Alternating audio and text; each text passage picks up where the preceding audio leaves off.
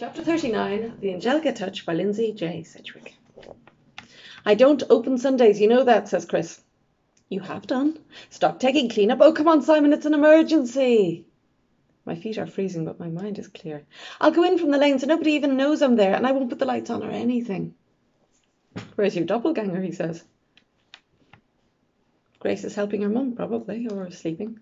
Look, I'll be half an hour and I'll drop the key straight back. Any longer, your mum will come looking for me. Promise I won't let anyone else in or drink coffee, not even decaf.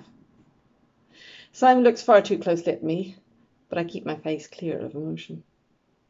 You okay? He says.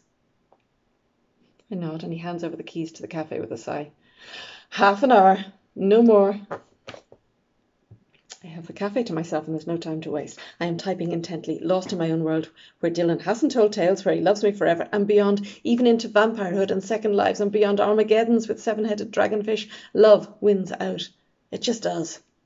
I completely forget that Grace can walk through walls until she pops up behind me and says, "What you doing?" I forgot to lock the back door. For Grace, that's effectively an invitation. Cafe's closed, I say. Exactly. So who are you writing to that requires you to sneak in here on a Sunday when every rightful teen is vegging? I try. No one? But she's already reading the screen. Hi, Granuela. Hope you don't mind me contacting you directly, but I love the answers you gave to your questions. Like you, I love life in all its complexity. Pondered in front of a log fire with a bottle of Merlot. Would love to share these moments with someone special.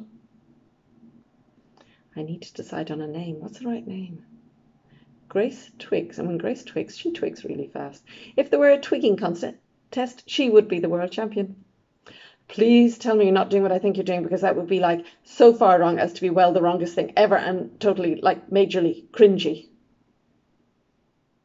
He's a sweet and tender man, I say. First wife was squashed by an apple core flung from the Eiffel Tower, or she would have been if she hadn't tripped over a sheep, the farmers were protesting, and fallen down a pothole instead. Probably rats, but it could have been the fall. She was never found, so it's more likely she ran away with the gendarme or that he made these other stories up to hide his grief. Also, he adores old films, Whales, and Pavlova. Dave, Gary, what's the right name? You've made him up, she says.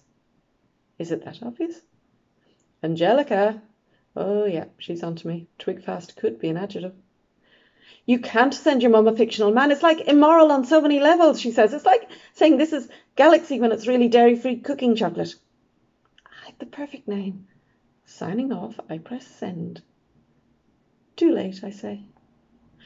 Right now, less than half a mile away, at the edge of a lonely peninsula with a broken love seat, my mother's computer is going bing.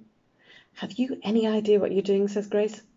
Chillax, Mistress Monster. Ugh, I hate that word. I know exactly what I'm doing, says I. Grace doesn't say anything for a whole 20 seconds. Then I get, she'll never go for it, your mum. She'll see straight through a smarmy, rose-petally guy like, she squints at the screen, like Rick. What sort of a name is that? Mum loves romantic films with unhappy endings. I think she feels safer that way, but it's weird, so I don't go into it much. Anyway, her favourite film is Casablanca, and the fact of it is that any man choosing Rick for his own name is already halfway to the jackpot. And here we go. Hi, Rick, Mum replies. Thanks for your email. To be continued.